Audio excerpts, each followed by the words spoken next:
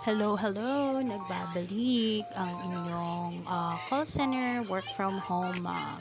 So, dahil rest day, ito, nagpe-prepare ako para sa lunchtime namin. Um, Sorry sa background if naririnig nyo. So, yun. Ito, nagpe-prepare ako bawang, sibuyas. Hatiin muna natin yan. Chop-chopin natin ng maigi para yung katas is mas masarap.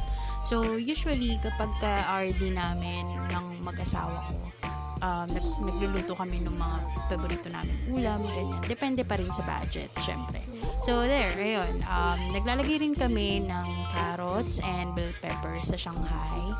And ayan, minimins ko lang ng maigi yung bell pepper. And then next, ginagayat ko ng maigi yung sa cheese.